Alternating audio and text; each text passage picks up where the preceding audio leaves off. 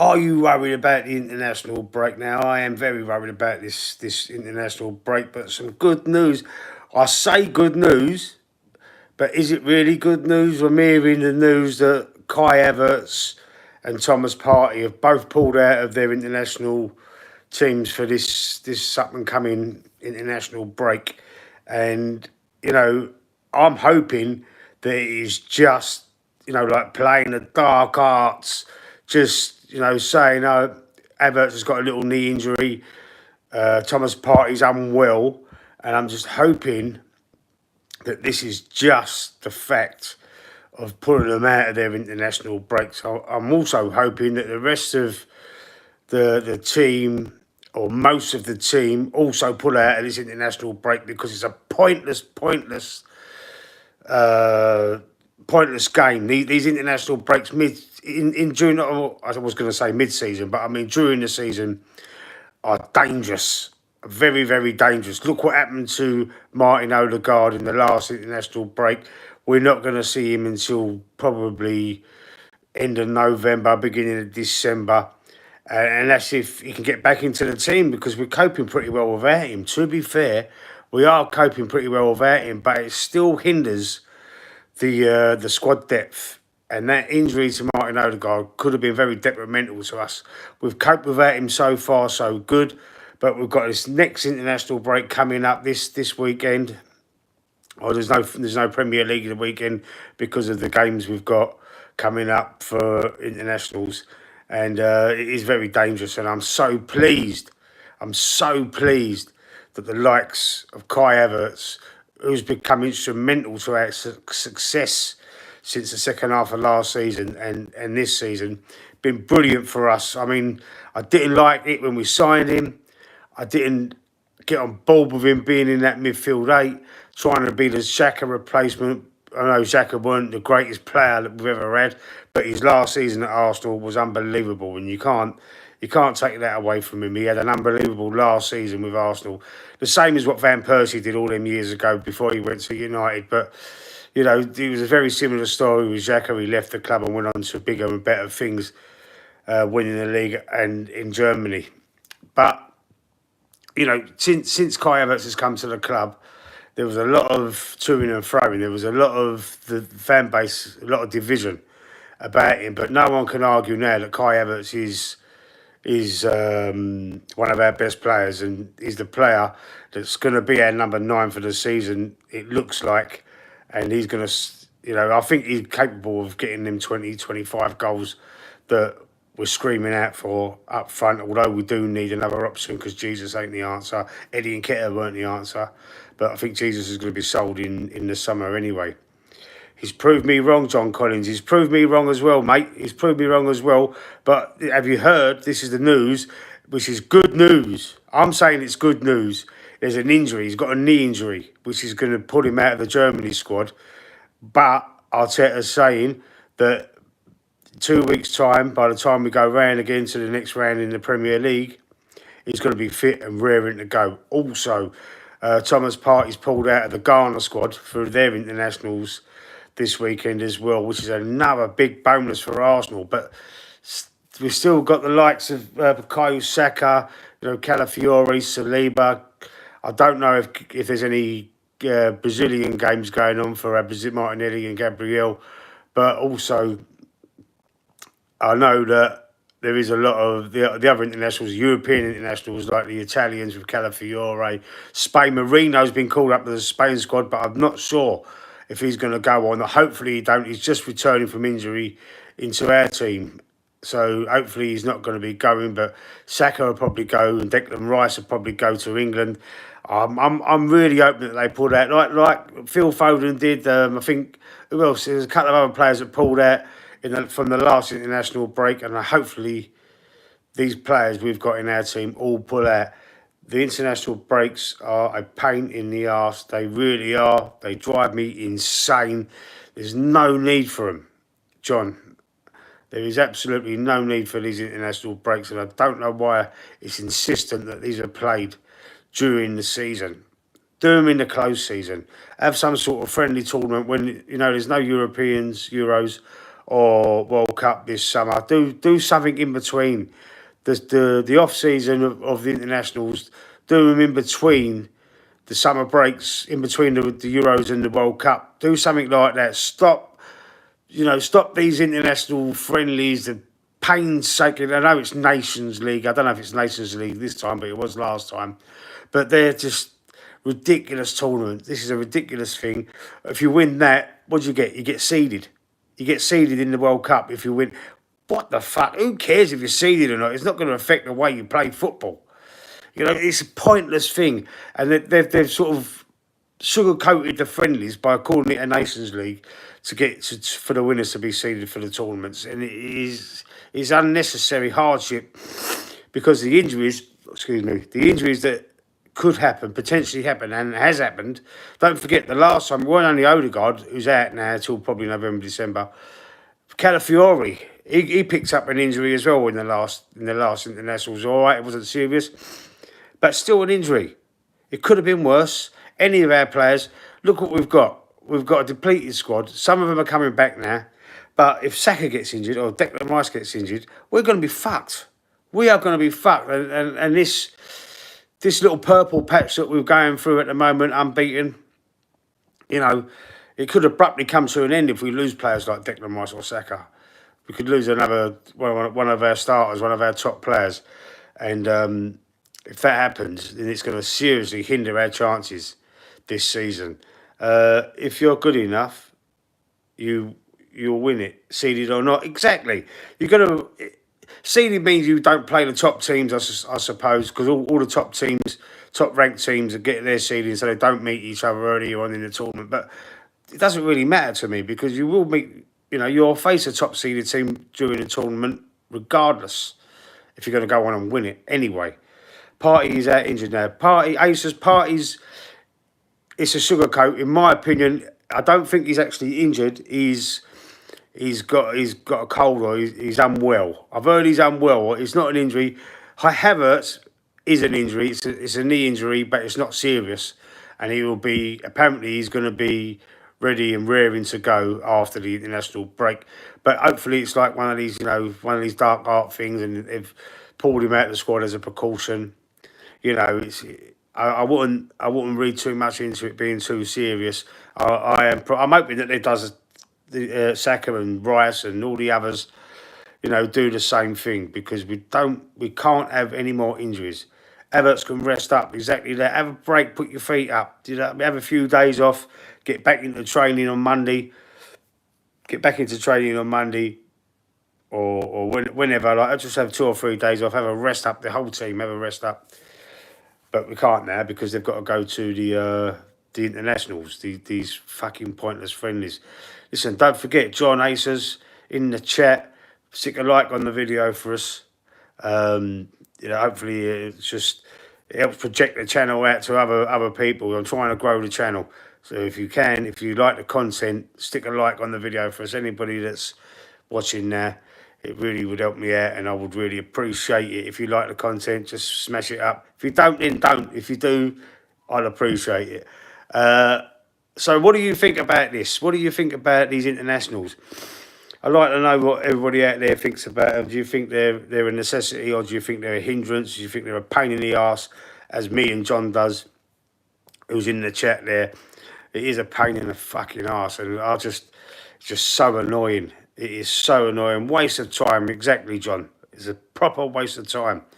On other news, you got this thing with Man City. Now, I've heard that they've got off of all the charges. I've looked into it. It's not the 115 charges that they've got off with. It is something to do with the sponsorship rules that are now in place, which they was nicked for, but it didn't count like 10 years ago when they was breaking these new rules, and they've won part of their mission, part of their part of their trial or whatever it is. They've won part of it, Man City, by they've not broke any rules, sponsorship deal rules, 10 years ago, which are in place now, which weren't in place then. And that was one of the things they were trying to be nicked with, but they've been cleared of that. It's nothing to do with the other 115 charges. They will have the best lawyers, they can afford the best lawyers, but this is the one part of the thing. This is not the 115 thing. This is something separate. This is a commercial thing. It's to do with the sponsorship about, Sheikh Mansour owning the companies that were willing to sponsor Man City. So it was sort of, the sponsorship deals were a lot higher than what they would normally be if it was a separate entity sponsoring the club, and it was something stupid like that. It's all to stop these big, huge investors investing their own money or too much of their own money into their clubs. Excuse me 1 second. Sorry, I'm back. And to stop that. But this has opened the door as well, because they got found not guilty of that. They got found they weren't making no charges. This has opened the door for Newcastle and other teams as well, that they can. There's been some sort of change. I don't know the full SP of it all, but is this going to open the door for clubs like Newcastle who now may be able to do that, sponsor their own companies, sponsoring their own teams, and putting billions into the club of their own money. They could do that. Maybe, I'm not sure. I'm more interested in the other charges. Yes, I'm interested to find out what will happen. I'd like it to be closed though. I like it to be case closed. Just get it over and done with.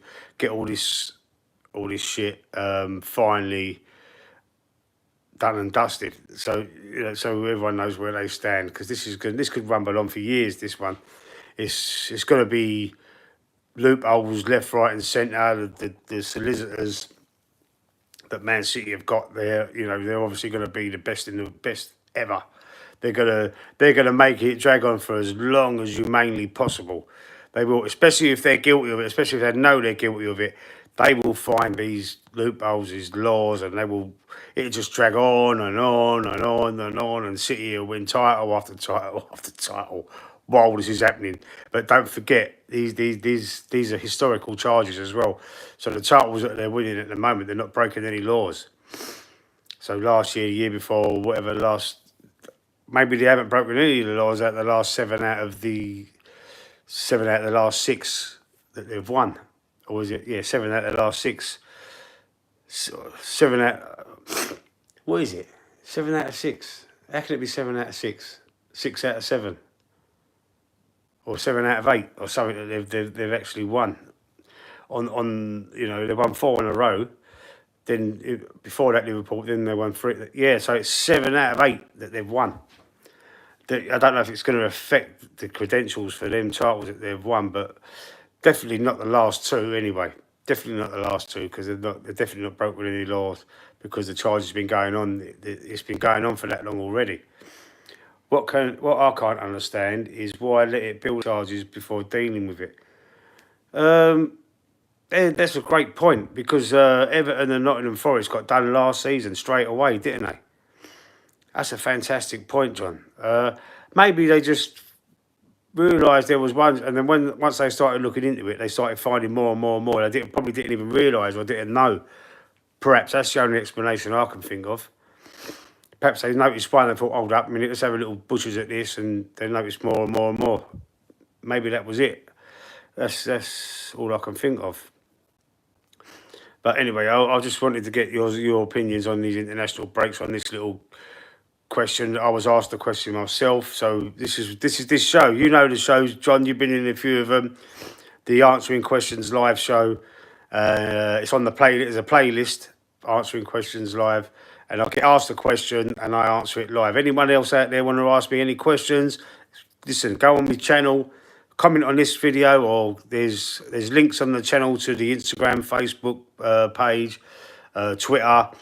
All the links are there, so you can ask the questions, DM me, whatever. Ask me the question, ask my opinion on something. I'll do one of these live shows, live streamed answering questions, live videos or streams, and I will give you my opinions on that. So, and I'll also ask the audience on their opinions on it as well. Every time I do one of these shows, my nose starts running. I don't know why. It must be a nerve thing. Must be a nervous reaction. I'm sorry about that. It's a bit unprofessional. Keep like sniffing up. But my nose always runs when I do these shows, man. For some reason, let me get some tissue. It's a bit embarrassing, really, but there you go. You know, it is what it is. I'm only human. I mean, only human. Yeah. So I want to put the question out there to everybody. Oh, you laughing? It's funny. I know. It's weird. I ain't a cokehead or anything. Don't worry about that. It's just got my nose just starts running all the time. Yeah. So apologies there. So, yeah. So I'm putting a question out to everybody in the chat or anybody that sees this on the replay. You know, what do you think of these international breaks? Let me know. Get back to me. There's a community tab. I might put the question. Actually, I will do a poll. I'll put a poll out on my channel. I'll put a poll out in the community tab, and I'll ask there and see if I get any responses. Hopefully, I will, and then we'll see what happens. Listen, don't forget tonight, 7:30. There's going to be a live stream with McManus and Anthony. Early Doors. I don't think Early Doors TV is going to be able to make it. I know he's under the weather. He might not be able to make it, but you know, regardless of that, we're still going to go ahead with the show. And Anthony Herbert is going to be hosting the show tonight. We're going to have a little distraction. We're going to have a little refresh of the hosting. So I'm going to sit back, take a back seat for tonight's show. I'll be on there, but Anthony's going to be hosting it. So hopefully that'll be entertaining, and we'll see how we go from there to see if it's better received than boring old me doing the hosting. So we'll see what happens. Hopefully we'll see you all there. John Collins, I haven't seen. Have you been in the live streams in the evening times? Have you seen any of them? It's called the Loose Cannon Podcast at the moment. The show tonight. There's also like the Q&A one, the final score one. No, 7:30 tonight, John. If you're around, if you've got time, if you're subscribed to this channel, you should get a little notification. It goes out. It starts at 7:30, and everything football. We'll talk about all the weekend's games. We've got some match predictions from the results of the match predictions from last week. We've got Fantasy Premier League. You know, we've got a Fantasy Premier League. There's about 25 people in there. We'll see who's winning that, who's at the top of the table at the moment. I'm not always around. That's fine, mate. That's fine, man. But if you are, whenever you are, drop in. Tuesdays and Thursdays normally. There's no show this Thursday, though, because of the international break, so there's not much. There's no match predictions or anything, so we're not going to do a Thursday show, which would normally be that. But tonight, 7:30. If you're around, check it out. If you ain't, then maybe on the next one, we'll, you know, whenever you can. But yeah, I think that's it. Unless there's any questions in the chat, anyone want to ask me anything, go ahead. I'll stay live for the next few minutes, just in case anybody wants to ask me anything. And yeah, let's just stay around for a few minutes. I know there's 5 people watching. Let's see, anything coming up.